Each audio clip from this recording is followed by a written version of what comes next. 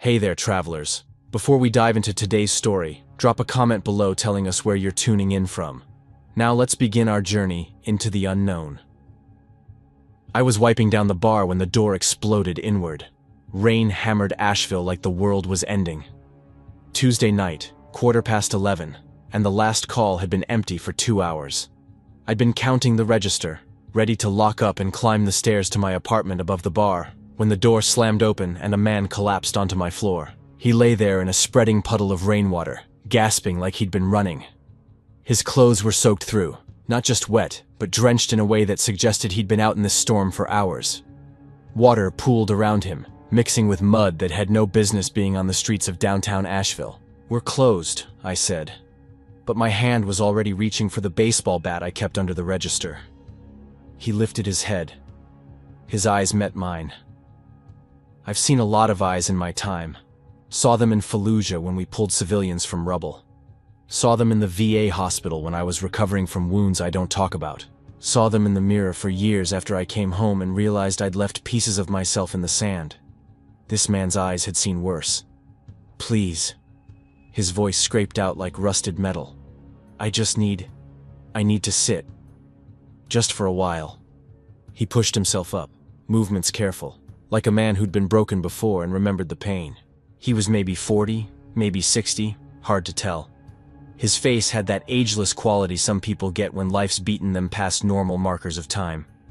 His hair was dark but streaked with premature gray.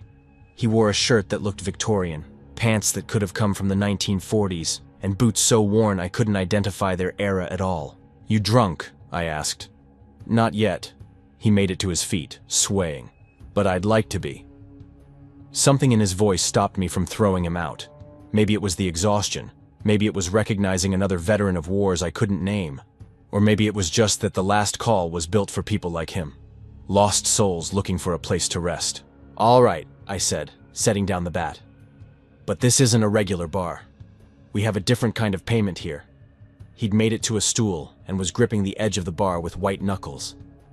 Up close, I noticed his hands were scarred. Small marks, dozens of them, like he'd spent years working with sharp tools or broken glass. "I don't have much money," he said. "Don't want money." I gestured to the sign above the bottles, hand-carved by my grandfather before he died. Probably the only thing in this place worth anything. "You pay with stories, real ones, something that actually happened to you. That's the currency here." He stared at the sign for a long moment. Then, incredibly, he started to laugh. It wasn't a happy sound, more like something breaking inside him. "Stories," he whispered. "You want stories. That's the deal." I pulled out a glass, set it down. "First one's free. Call it hospitality. But after that, every drink costs a story, and they'd better be true. I can tell when people are lying." "Can you?" He looked up at me with those ancient eyes. "Can you tell when someone's telling the truth but shouldn't be believed anyway?" I poured 2 fingers of bourbon, slid it across. "Try me." He picked up the glass with both hands, like it was something holy, drank it slow, savoring it. When he set it down, his hands were shaking less. "My name's Bernardo," he said. "Bill Sledge." I waited. "That it? That your story?" "No." He pushed the glass forward. "Pour another, and I'll tell you about the day I watched the Library of Alexandria burn." I poured. Didn't say anything about the impossibility of what he was suggesting. In my experience, people who came to the last call were already carrying impossible things.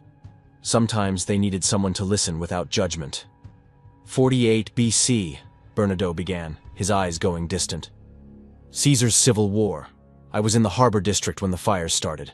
Not by choice. I was trying to leave, trying to get out before the fighting reached the library. But the streets were packed with refugees, soldiers, merchants trying to save their wares. I couldn't move fast enough." He paused, his jaw working. "I could smell it before I saw it. Papyrus burns different from wood, sweeter, almost. Mixed with the resin they used in the inks, it created this sickly perfume that coated the back of your throat. When I finally saw the flames, they were already consuming the eastern wing." I leaned against the bar, studying his face. He wasn't performing. wasn't trying to impress me. He was remembering, and it was costing him. The scholars were screaming, he continued, his voice dropping. Not in Latin, in Greek, Egyptian, Aramaic, languages I didn't fully understand then. They were trying to save what they could. I saw an old man, white beard, bent with age, carrying an armload of scrolls toward the street. He made it maybe 10 feet before the smoke got him. Just collapsed. The scrolls spilled everywhere, rolling across the stones. Bernado's hands clenched into fists. I tried to help, ran into the building even though the heat was already unbearable. The reading room was chaos, shelves collapsing, people shoving each other, everyone desperate to save something. I grabbed what I could reach. 3 scrolls. One was a medical text. I could see diagrams of the human body on it as I shoved it into my coat. Another was poetry. Sappho. Lines that have never been translated because they burned that day. What was the third? I asked quietly. I don't know. He looked up at me. The symbols were mathematical, I think. Or musical notation. Maybe both. I never had time to study it. I lost all 3 of them eventually. Time has a way of erasing everything, even the things you swear you'll preserve. He stopped, swallowing hard. I poured another drink without being asked. There was a younger man, Bernardo continued. Maybe 30. He'd worked at the library for a decade. His name was Didymus. I heard someone shout it. He was trying to reach the philosophy section, trying to save works by Aristotle that existed nowhere else. A beam fell. Pinned him. I heard his screams even over the roar of the flames. The bar was silent except for the rain battering the windows. I couldn't save him, Bernardo whispered. Couldn't save any of them. I just stood there with my 3 scrolls while the greatest repository of human knowledge burned, while people died trying to preserve what we'd lose anyway. He drank. This time, his hand was steady. I don't expect you to believe me, he said. Time travel sounds crazy, but that's what happened. That's where I was. I studied him. Every instinct said this was fiction. Elaborate, detailed fiction. But I'd been listening to people for 12 years in this bar, and I knew the difference between storytelling and testimony. Tell me another one, I said. He smiled. It didn't reach his eyes. Pour first, I poured. July 1st, 1916, he said. The Somme. Have you heard of it? First World War. One of the bloodiest battles. The bloodiest day in British military history. Bernardo's voice went flat. I was there, enlisted under the name James Crawford. The British Army didn't ask too many questions if you could hold a rifle and looked young enough to survive. He stared into his glass. They told us it would be easy. We'd been shelling German positions for a week straight. The wire will be cut, they said. The Germans will be dead or 2 days to fight back. They said we'd just walk across no man's land and take the trenches. His voice dropped to barely a whisper. At 7:30 in the morning, the whistles blew. We climbed over the top. I remember everything about that moment. The weight of the pack, 60 pounds of equipment. The smell, wet earth, explosive residue, human waste from trenches that hadn't been properly maintained. The sound of boots on duckboards as thousands of men climbed into hell. He stopped, started again. The machine guns opened up immediately. The German positions weren't destroyed. The men weren't dazed. They'd been waiting in their bunkers, 30 feet underground where our shells couldn't reach them. And when we came over, they cut us down. Bernardo's eyes were wet now. Men fell in waves. Not like in the movies. There's no dignity in it. They just dropped. I heard this sound over and over, this wet smack of bullets hitting flesh. Different from bullets hitting mud or wood. You learn to tell the difference. I heard it thousands of times that day. He was gripping the glass so hard I thought it might break. I kept walking because stopping meant dying. Stepped over bodies, some still moving, still screaming. Stepped on a boy's hand. He was half buried in the mud. Couldn't have been 18, calling for his mother in a Manchester accent. I didn't stop. Couldn't stop. If I stopped, I'd die too. Jesus, I breathed. I made it to the wire. It wasn't cut. The shelling had missed. We were trapped against it while they shot us from their positions. I lay there for 6 hours, playing dead, while bodies piled around me. Some of them weren't dead. They moaned, cried, prayed. One man kept saying water over and over until he didn't say anything anymore. Bernadotte finally drank. I crawled back when it got dark. Took me 6 hours to cover 200 yards. When I reached our trench, I was covered in blood. None of it mine. My uniform was unrecognizable. The officer who saw me asked which unit I was from. I couldn't remember. Couldn't speak. Just stood there shaking. He set down the glass. 19,240 British soldiers died that day. The first day. The battle lasted 4 months. I was there for 3 weeks before I left. How? I asked. The question came out before I could stop it. Bernadotte reached into his coat, pulled out something that gleamed dully in the bar's light. A pocket watch. Gold casing. Ornate. But wrong somehow. The engravings were geometric patterns that seemed to shift when I wasn't looking directly at them. He opened it, and I saw the mechanism inside. Gears within gears. Some rotating clockwise, others counterclockwise, still others moving in ways that hurt my brain to follow. And beneath them, something that looked like liquid mercury, flowing upward against gravity. "This is how," he said simply. I stared at the device. My rational mind screamed that this was a trick, a prop, an elaborate con. But the gears moved with a precision that felt ancient and futuristic at once. "You built that?" I asked. "I must have." He closed it, the mechanism disappearing. I don't remember when. I don't remember how. Every time I use it, I lose something. Memories fade, blur together. I remember being in Alexandria. I remember the Somme. I remember moments scattered across centuries, but I can't tell you which came first in my personal timeline. He tucked the watch away. There's something in my past, or maybe my future, that I've forgotten. Something important. Someone important. I have dreams sometimes. A face. A voice begging me not to leave. But when I wake up, the details dissolve. "Why do you keep traveling?" I asked. He was quiet for a long moment. The rain had lessened slightly, becoming a steady drum instead of a roar. "I don't know anymore," he whispered. "Maybe I'm looking for something. Maybe I'm running from something. Time stops being linear when you move through it. Everything becomes now. Past, present, future, just different rooms in the same house." He looked at me directly then, and I saw tears starting to form. "I'm tired, Bill. So tired. I've seen empires rise and fall. I've watched humanity commit atrocities that would make you sick. I've witnessed beauty that would make you weep.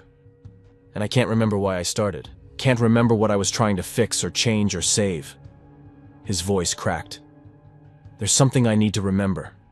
Something crucial that I've lost. But the harder I try to recall it, the faster it slips away." He pushed the empty glass toward me, his hand trembling. "Make me another," he said.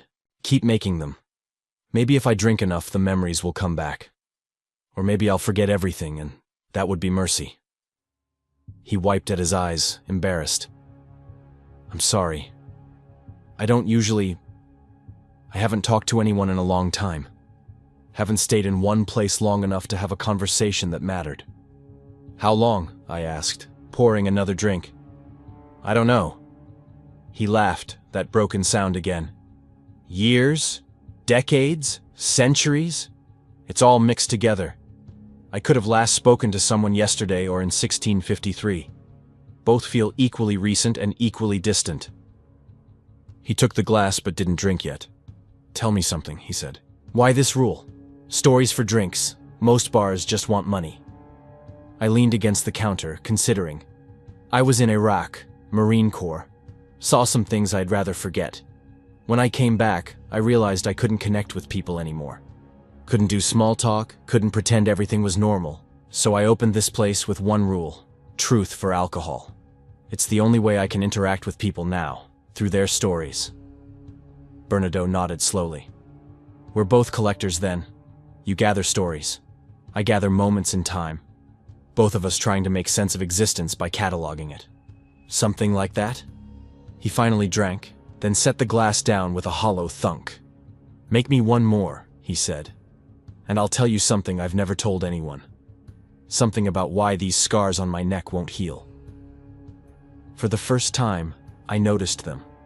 Marks on his throat, partially hidden by his collar. Deep puncture wounds, old but raised, like they'd been inflicted by something with irregular teeth. "What did that?" I asked. His expression transformed.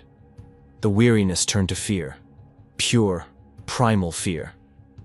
"Something that hasn't been born yet," he whispered. "Something from a future where humanity lost. Where we became the very monsters we feared. Where we consumed everything, including ourselves." He looked up at me, and his eyes were wild.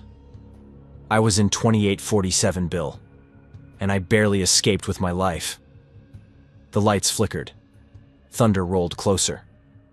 "Pour the drink," he said, his voice shaking.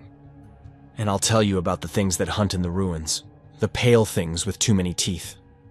The things that used to be human before the world ended and they ran out of anything else to eat." I poured with trembling hands.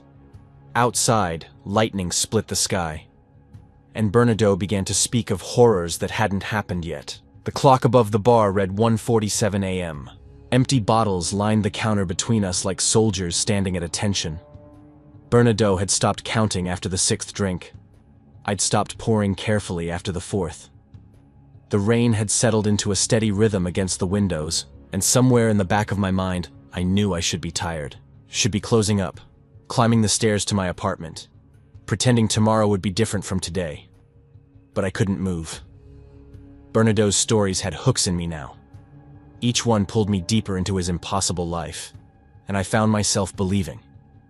Not because I wanted to, but because disbelief required more energy than acceptance. "Tell me about Caesar," I said, pouring another round. My words were starting to blur at the edges. "You said you saw it happen." He nodded slowly, studying the amber liquid in his glass. "March 15th, 44 BC, the Ides of March. Everyone knows the date. Most people think they know the story." He looked up at me. "But history lies by omission. It gives you the skeleton without the flesh." He drank half the glass in one swallow. "I was in Rome for 3 weeks before it happened. Living in an apartment near the Forum, working as a scribe. My Latin was good enough by then. I'd been to Rome in different eras, picked up the language naturally. I knew what was coming. I'd read the histories, knew that Caesar would die on that day, in the theater of Pompey, stabbed by senators who thought they were saving the Republic." His jaw tightened. "Rome smelled different than you'd imagine. The histories don't mention that. They talk about marble temples and grand architecture, but they don't tell you about the stench of fish sauce factories, the human waste in the streets, the incense burning constantly in every household shrine.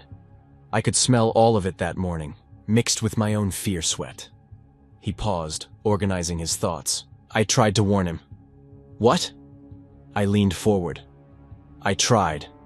Bernardo's voice cracked. "Got close to him once in the Forum, 5 days before the Ides. He was hearing petitions, surrounded by clients and supporters. I pushed through the crowd, and Rome's crowds were intense. Bill, hundreds of people pressed together, all shouting for attention. I started yelling in Latin that he was in danger, that men close to him were planning murder, that Brutus couldn't be trusted." He closed his eyes, remembering. His guards grabbed me immediately. 2 Praetorians, their armor hot from the sun. They dragged me backward through the crowd while people laughed, but Caesar looked at me. Just for a moment. And his eyes, they weren't angry or afraid. They were tired. So desperately tired. Like a man who'd spent decades winning wars and making enemies, and who knew exactly how that story would end. He finished the glass. I poured another. "They threw me out of the Forum. Told me if I came back, they'd crucify me. Roman justice wasn't subtle, but I couldn't stop. I spent the next 5 days trying different approaches, sent anonymous notes, tried to reach Calpurnia through her servants, even attempted to bribe a guard to deliver a warning. Nothing worked." Bernardo's hands trembled. The morning of March 15th, I followed him from his house. The streets were already full. It was a regular Senate day, merchants setting up stalls, priests making offerings. I stayed back, moving through the crowd. Calpurnia had begged him not to go. I'd heard the servants talking about it. She'd had dreams of his statue weeping blood, of his dead body in her arms. But Decimus Brutus came to the house personally, convinced him it would look weak to cancel over a woman's nightmare. He stared into the amber liquid. I wanted to scream, wanted to tackle Caesar, knock him unconscious, anything to keep him from that building. But my feet wouldn't move. It's like the device itself was stopping me. Or maybe I was just a coward hiding behind cosmic rules I didn't understand. His voice dropped to barely a whisper. The theater of Pompey was magnificent. Marble columns, painted frescoes, statues of gods and heroes, senators in their white togas with purple trim, all pretending this was a normal day. I managed to slip inside, hiding behind a column near the back. Caesar sat in his gilded chair, more throne than seat. He looked regal but exhausted. The session began with routine matters: tax discussions, provincial appointments, boring political theater. Bernado's knuckles went white around his glass. Then Tillius Cimber approached with a petition about his exiled brother. Got close, too close. Caesar waved him off, annoyed. That was the signal. Cimber grabbed Caesar's toga, pulled it down off his shoulders, and they descended on him. His voice cracked. Casca struck first. I saw the blade go in just below Caesar's shoulder. Caesar spun, faster than I expected for a man in his 50s. Grabbed Casca's arm, yelled, "Casca, you villain, what are you doing?" in that commanding voice that had led legions. For a second, I thought he might actually fight them off. But then the others moved in. He stopped, drank, continued. Cassius came from the left, Bucolianus from the right. More kept coming, forming a circle around him. I counted them as they struck: Casca, Cassius, Bucolianus, Aquilius, Decimus, Pontius, Rubrius. Each one stabbing, pulling back bloody, stabbing again. Caesar tried to defend himself at first, grabbed blades with his bare hands. His blood made the handles slippery, made it easier for them to keep striking. Tears were streaming down Bernado's face now, but his voice remained steady. The sound was worse than I expected. Not clean like in movies. It was wet, messy. The blades made this sucking noise when they pulled out. Caesar grunted with each impact, trying not to scream, trying to maintain some dignity even as they murdered him. The blood, God, the blood. It spread across that white marble floor in rivers, pooled around their sandals, splattered their togas. He was shaking now. He stumbled toward the base of Pompey's statue, trying to get away. But they followed, kept stabbing. Then he saw Brutus. Marcus Brutus, the man he'd treated like a son. Brutus had his blade raised, hesitating. Their eyes met, and something broke in Caesar's face. Not pain, defeat. The realization that even the people he loved most wanted him dead. Bernardo wiped his eyes roughly. He stopped fighting then, just pulled his toga up over his head so he wouldn't have to watch them finish. Died at the base of his enemy's statue, surrounded by men he'd called friends. 23 wounds. I counted later when they examined the body. 23 separate stab wounds, though only one was actually fatal, the one that pierced his aorta. He stared at nothing. The senators panicked afterward, scattered like cockroaches when you lift a rock. They left him there, blood still pooling, body still twitching with residual nerve responses. I stayed behind that column for over an hour, just watching his blood dry, watching slaves come to clean up, watching them wrap his body in a common sheet because no one had prepared proper funeral arrangements. His voice became hollow. All that power, all that genius, all those victories in Gaul, in Egypt, in 100 battlefields.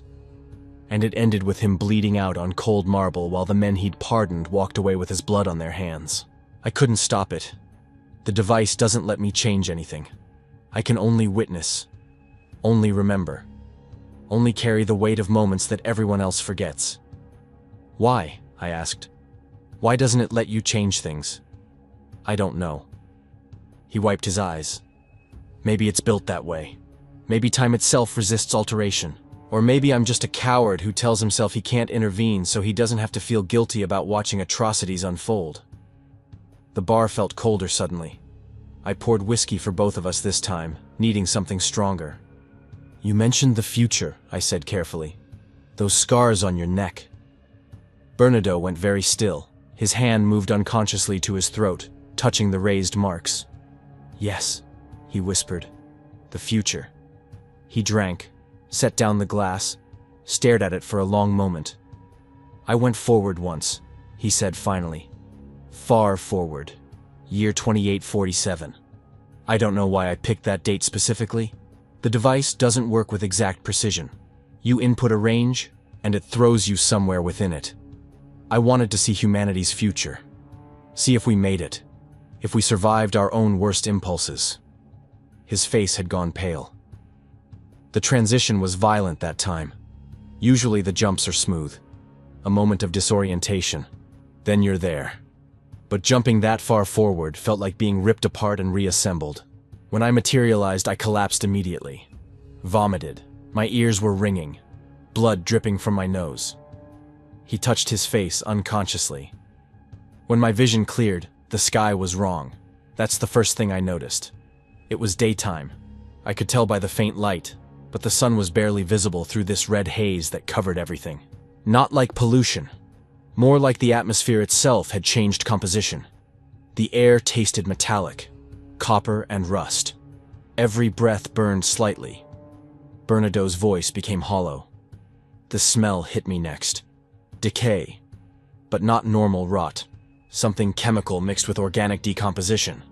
Like meat left in a laboratory for months. It coated my throat, made me gag. I tried breathing through my mouth, but that made it worse. I could taste it. He shuddered violently. I was standing in what used to be a city. I recognized the basic layout. This had been Denver, I think, based on the mountain silhouettes. But the skyscrapers were collapsed, not bombed or destroyed violently. They'd just fallen apart over centuries. Concrete crumbled, steel frames exposed and rusted through. And covering everything was this vegetation that wasn't quite right. Gray tendrils, thick as my arm, pulsing slightly, like they were breathing or digesting. His hands clenched. I walked carefully through the ruins. Glass crunched under my feet. Decades of broken windows. I saw skeletal remains everywhere. Human bones picked completely clean, scattered like discarded toys. Animal skeletons too. Dogs, cats, things I couldn't identify. All the bones had teeth marks, deep gouges where something had gnawed them, trying to extract every bit of nutrition. He stopped, started again. The silence was oppressive. No birds, no insects, no wind through leaves because there were no real leaves. Just this dead quiet, broken occasionally by distant sounds, scraping, like claws on concrete. Wet sounds, like something chewing, like... I kept walking, telling myself I'd see enough in a few minutes, then jump back. Just get a sense of this future and leave. Bernardo's voice dropped to barely a whisper. Then I saw movement. In a building maybe 100 yards away, something shifted in the shadows. I froze, watched. It emerged slowly into the red-tinted daylight, and my brain refused to process what I was seeing at first. It was humanoid, bipedal. Arms and legs in roughly the right proportions. But everything was distorted. He was sweating now despite the cool air. It stood maybe 5.5 feet tall. The skin was pale, almost translucent like a deep-sea creature's. I could see black veins underneath, swollen and branching across the body in patterns that looked deliberately designed. The limbs were too long, joints bending at angles that would break a normal human. And the head... He stopped, swallowing hard. The skull was elongated, stretched backward. The jaw protruded forward, giving it a snout-like appearance, but the mouth was the worst part. When it opened, and I saw it open while feeding, the mouth was full of teeth. Rows and rows of them, irregular, sharp, overlapping like a shark's. Some pointed inward, some curved outward, all of them stained dark with old blood. My stomach churned. It was crouched over something. Another one of these creatures already dead. The body was torn open, ribs splayed out. The living one had its face buried in the chest cavity, feeding. I could hear it. Wet tearing sounds, bones cracking. It would pull out chunks and swallow them whole, no chewing. Its throat would bulge obscenely as the meat went down. Bernado's voice cracked.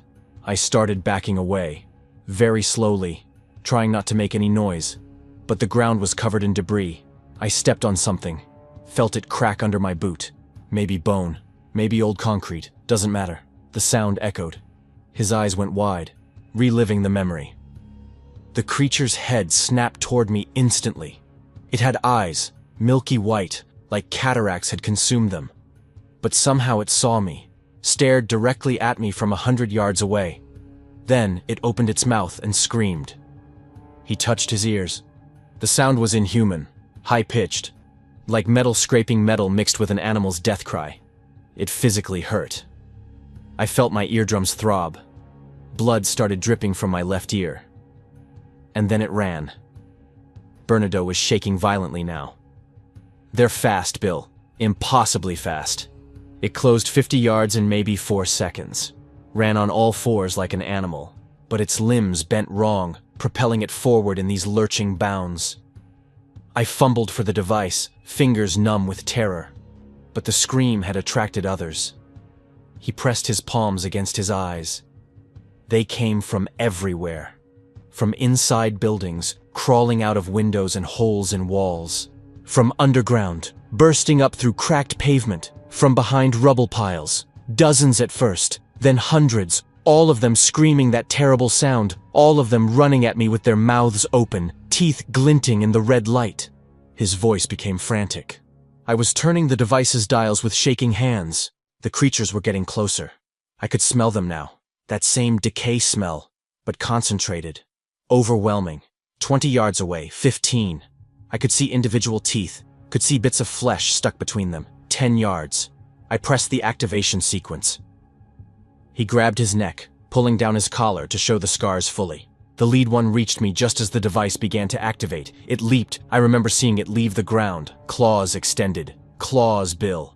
Their fingernails had grown into curved talons, 6 inches long. It grabbed my shoulder with one hand, clawed at my face with the other. Then its mouth came down toward my throat. The scars were deep. I could see now. 4 puncture marks, 2 on each side, with tearing around the edges. I felt the teeth pierce my skin, sharp, burning pain. It was trying to bite down, trying to tear my throat out. But the device finished activating.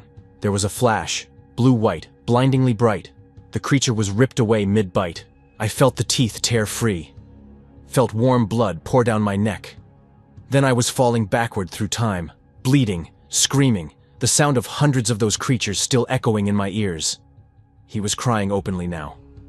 I came back to my apartment. This was years ago before I lost track of where home was. Collapsed on the floor, blood everywhere. I managed to get to a hospital, made up some story about an animal attack. They stitched me up, gave me antibiotics, but the wounds never fully healed. Look at them, raised, discolored, like my body remembers being bitten by something that shouldn't exist yet. He wiped his face roughly. I spent weeks researching, trying to understand what I'd seen. Best I could piece together from archaeological evidence and database fragments I found in other time periods, there was a virus, or a mutation, something that spread globally around 26 and 70. It converted human biology, changed us at a fundamental level, made us into those things. His voice became hollow. They consumed everything, Bill.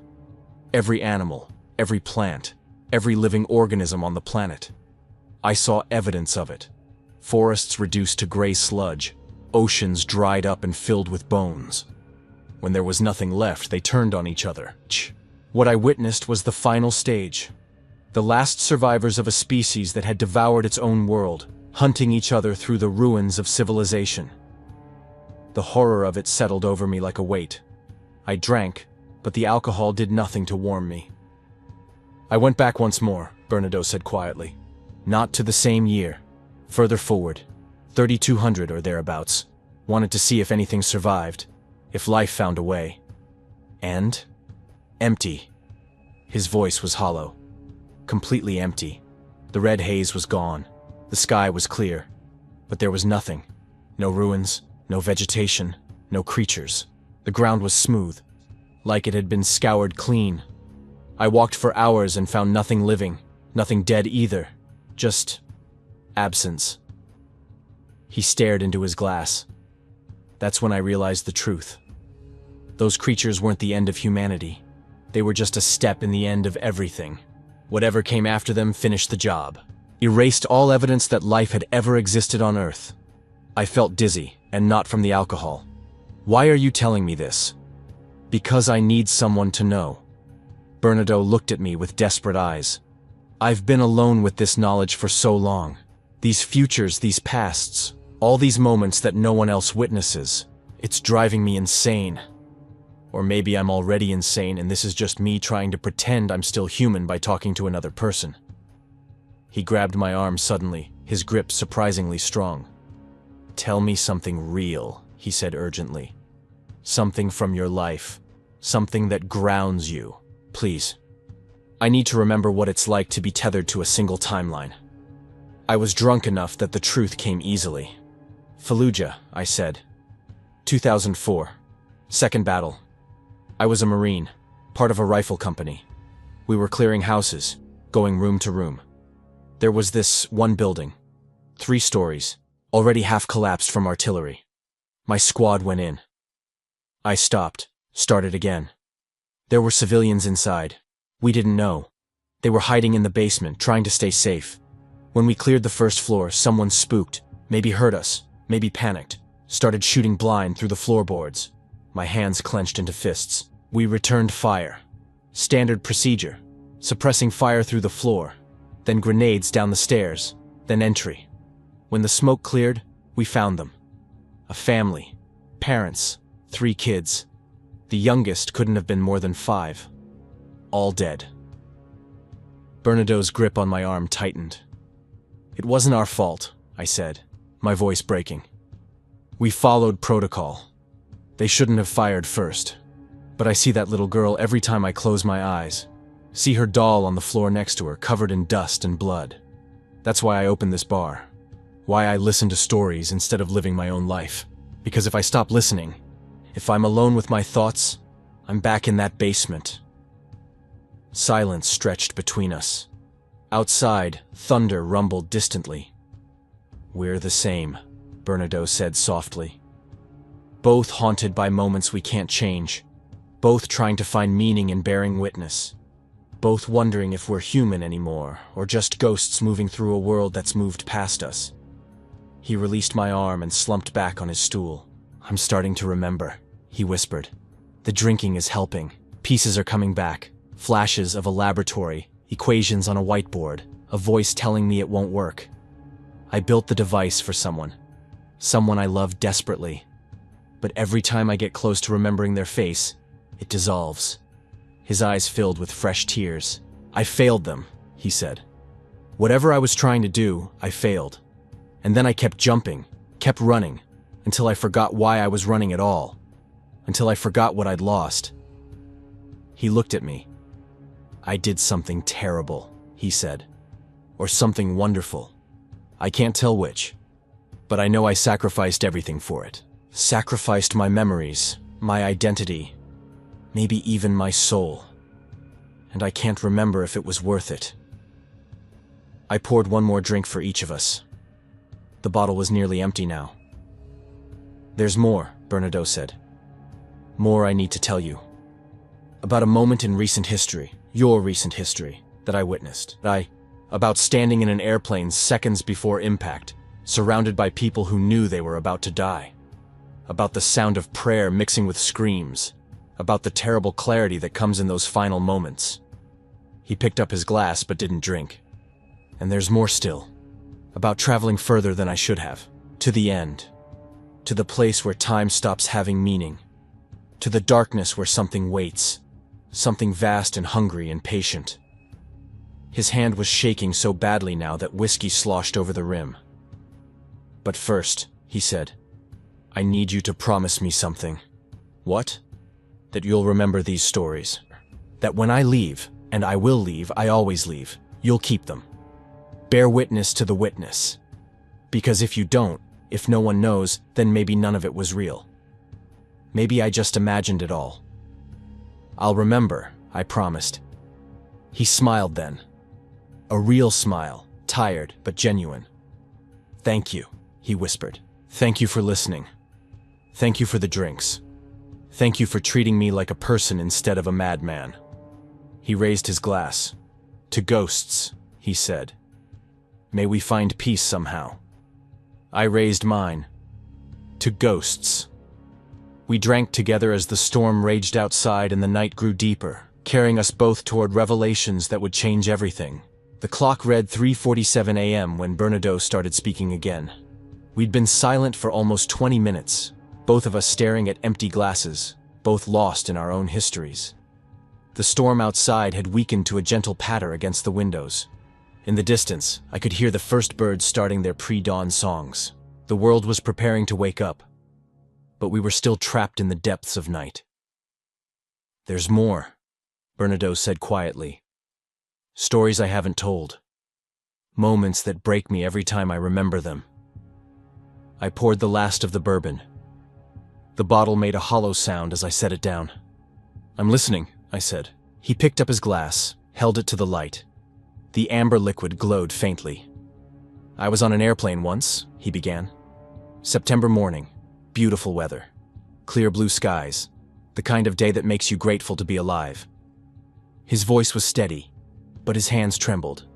"I'd jumped to September 11th, 2001, not because I wanted to witness what happened. I'd read about it, knew the horror that was coming. But I was testing the device's precision, trying to land on specific dates. I miscalculated. Appeared in the bathroom of American Airlines Flight 11, 7 minutes after takeoff from Boston." My blood went cold. I realized where I was immediately. The date, the flight number on the ticket stub someone had left in the trash. I knew what was going to happen in less than 40 minutes. Knew that every person on this plane was already dead. They just didn't know it yet. He stopped, drank, continued.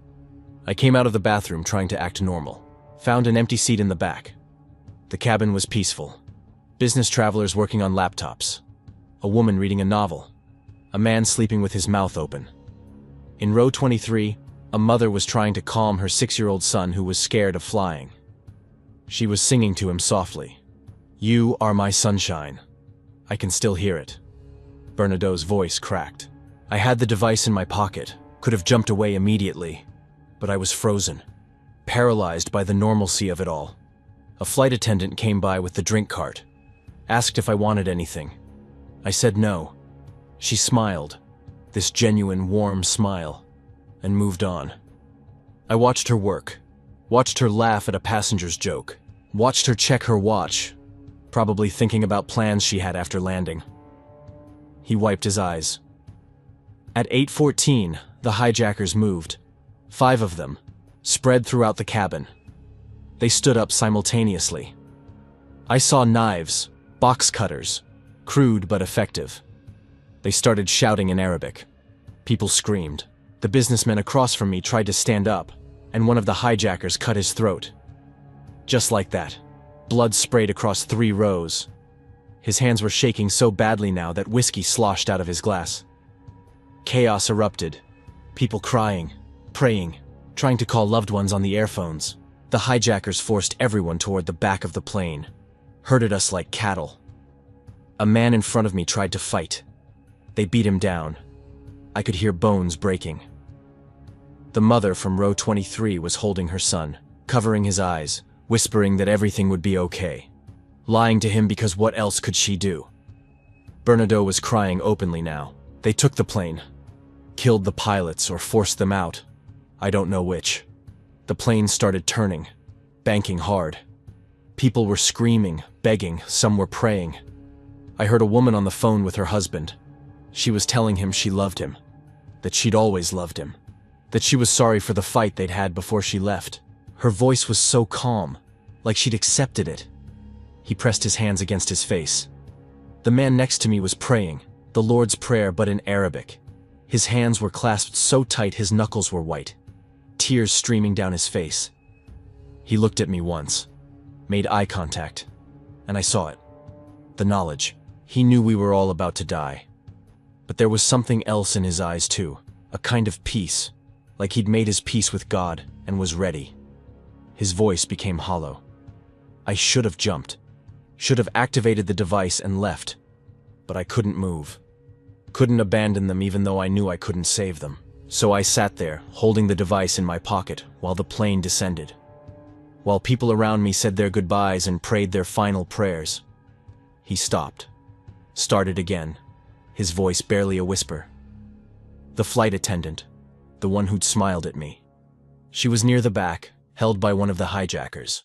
She was crying. Not hysterically. Just quietly, tears running down her face. She was maybe 25. Her whole life ahead of her. Gone. Bernadotte looked at me with devastated eyes. At 8:46, the plane's descent became sharp. People were screaming. The mother was singing to her son again, louder now, trying to drown out the screams. You are my sunshine. My only sunshine.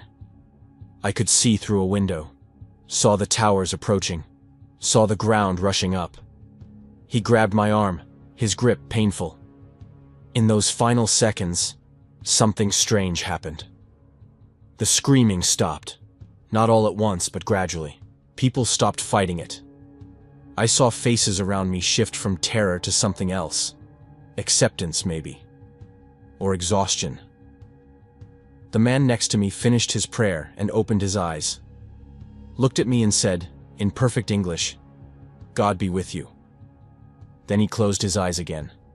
His voice broke completely. I activated the device 5 seconds before impact, felt the plane shuddering, felt the G-forces as it accelerated downward, heard the final screams, then the flash of blue light and I was gone. Materialized in an alley in Boston, collapsed, vomiting, sobbing so hard I couldn't breathe. Silence filled the bar, heavy and oppressive.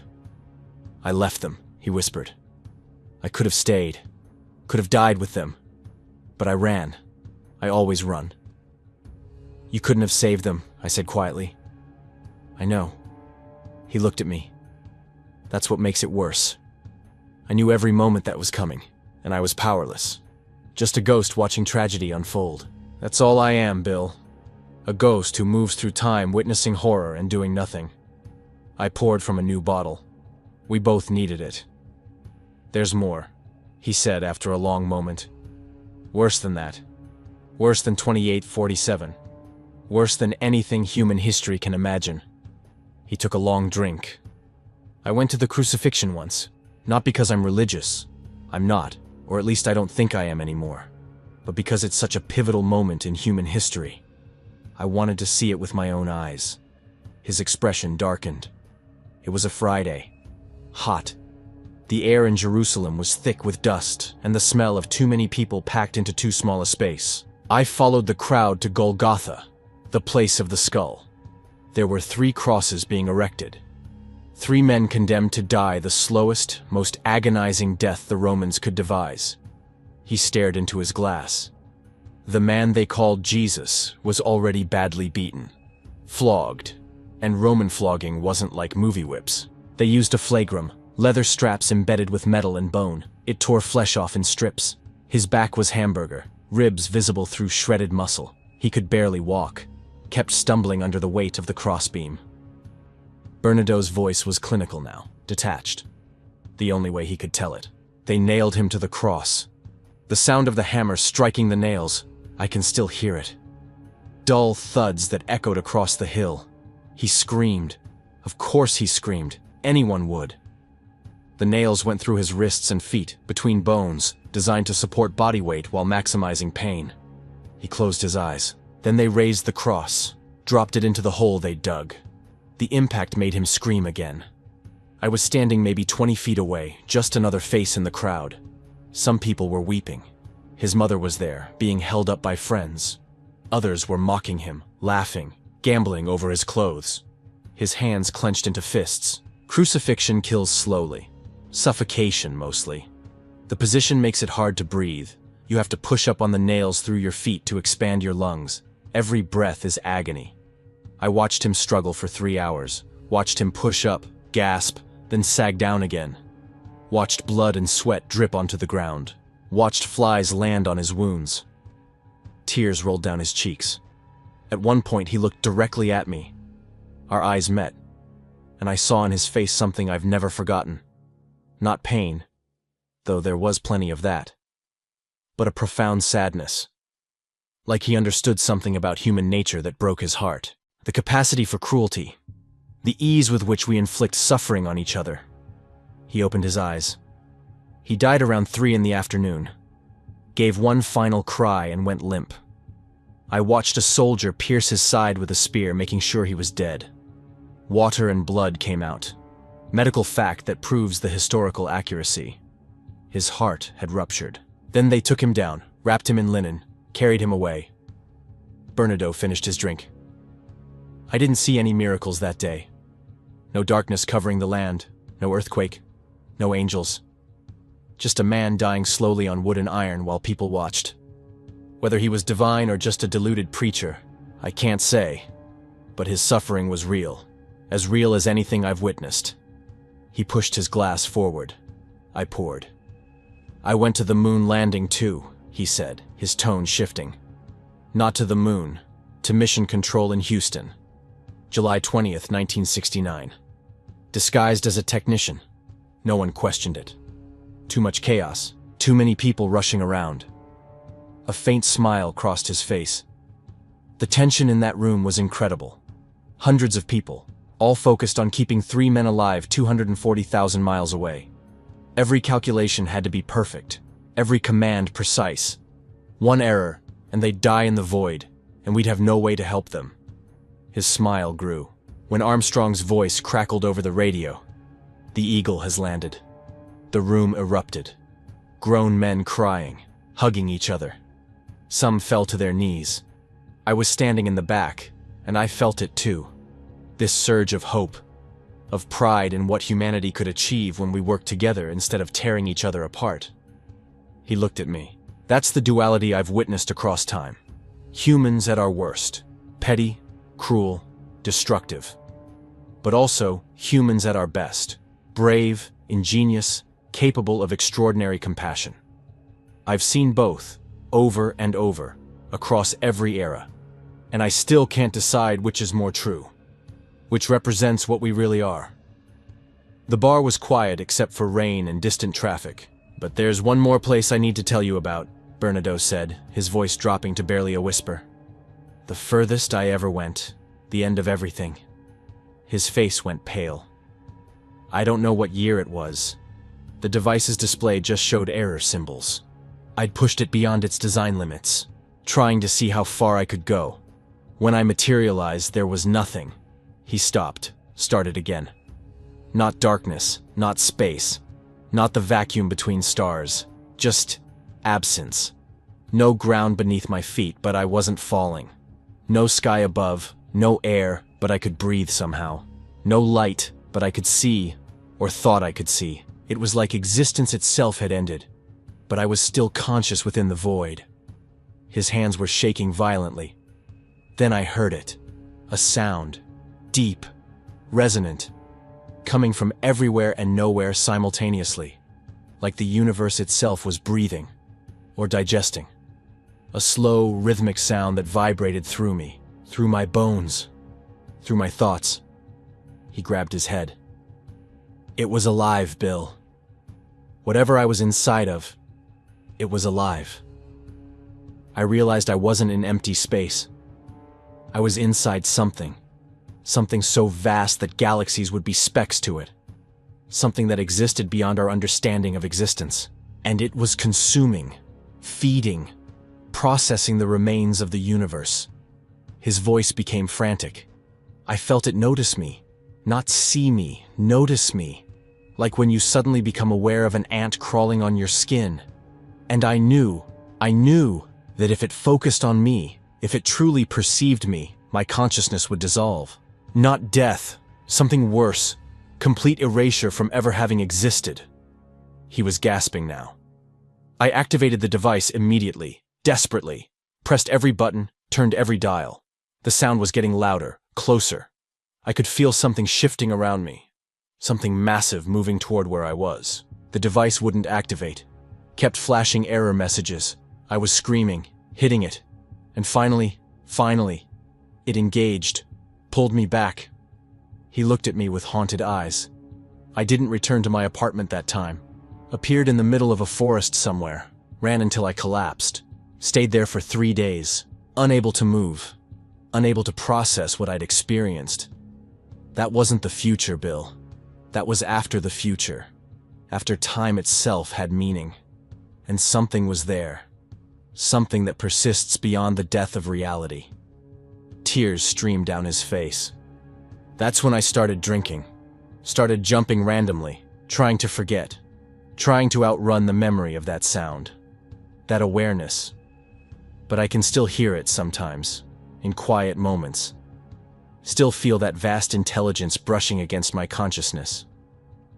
We sat in silence. The bottle between us was almost empty again. Then Bernadotte gasped. His eyes went wide. His hands flew to his temples. "Oh, God," he whispered. "Oh, God, I remember everything." "What?" I leaned forward. "What do you remember?" Her name was Eleanor. His voice broke. "My daughter. She was 8 years old. Died in 2147 from a pandemic. I was a quantum physicist. Built the device to save her. Thought if I could go back, prevent the outbreak, she'd live." He was sobbing now. "I tried 53 times. Every attempt created a paradox. Every time I saved her, the timeline shifted and she died differently. Car accident, cancer, drowning. As if the universe itself demanded her death. And every jump erased my memories a little more. Until I forgot why I was traveling. Forgot her face. Forgot everything except this vague sense that I'd lost something precious." He looked at me desperately. "Now I remember. And it's worse than not knowing. Because I know I failed. Know that every year I've spent wandering through time, she's been dead. Know that I chose to keep jumping rather than accept her loss. Became this thing.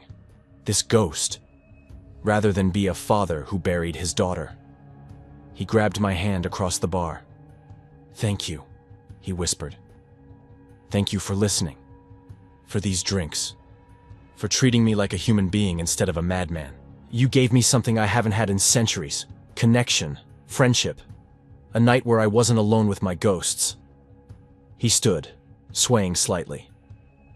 "I have to go now. Have to keep moving. If I stay in one place too long, I start to think. And thinking leads to remembering. And remembering destroys me." He reached into his pocket, pulled out a folded piece of paper, set it on the bar. "This is for you," he said. "Use it wisely. Build something good. I've seen too much evil, too much suffering. Maybe you can use this to create something beautiful." "What is it?" I asked. "A gift." He smiled sadly. "From someone who's witnessed every moment of human history and still believes, somehow, that you're worth saving." He touched the watch in his pocket. The gears began to glow faintly. "If you do manage to recreate the device," he said, "don't go too far forward. And for God's sake, don't go to the end. Some things shouldn't be witnessed. Some truths destroy rather than enlighten." Blue light began to emanate from his coat. "Goodbye, Bill Sledge. Thank you for one perfect night. Thank you for reminding me what it means to be human." The light grew blinding. "Wait!" I shouted. "What's your real name? Where are you from?" He smiled one last time. "I'm from everywhere and nowhere. I'm from every moment that ever was or will be. And my name," he paused, "my name doesn't matter anymore. I'm just a witness. A ghost moving through time. But tonight, for a few hours, I was a friend. That's enough." The light flashed brilliant blue-white. When it faded, he was gone.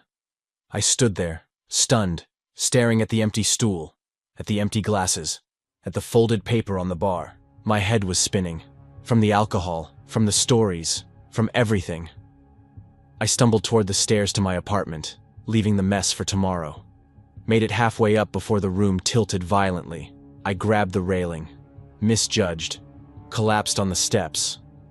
The last thing I remember was the sound of rain and the faint smell of ozone. Like lightning had struck inside my bar. I woke up in my bed. Sunlight streamed through the window, stabbing into my skull like hot needles. My mouth tasted like something had died in it. My head throbbed with a hangover that felt biblical. For a moment, I thought it had all been a dream. Then I smelled it. The lingering scent of bourbon and that strange ozone smell. My clothes were still on, mud on my floors from where someone had tracked it in. I stumbled downstairs, each step agony. The bar was exactly as I'd left it. Empty bottles on the counter, 2 glasses side by side, and there, sitting on the bar top, the folded piece of paper. I picked it up with trembling hands, unfolded it. It was a lottery ticket. Powerball. Dated for tomorrow's drawing. On the back, in neat handwriting, winning numbers. Trust me. B. I stared at it. A dream. Had to be a dream. Elaborate hallucination brought on by drinking alone. But the ticket was real. The handwriting was real. The empty glasses were real. I turned on my computer, looked up tomorrow's lottery drawing. Then I looked at the ticket. 6 numbers, written on the back in that same careful script. I laughed. Actually laughed. This was insane. But something made me hold on to it. Something made me wait. The next evening I watched the drawing on TV. The first number appeared. Matched. Second number. Matched. Third. Fourth. Fifth. By the 6th number, I was shaking so hard I could barely hold the ticket. It matched. All 6 numbers. Perfect match. The jackpot. $1,200,000,000. I sat in my empty bar, staring at the winning ticket, and started to cry. Not from joy, not from relief, from loss.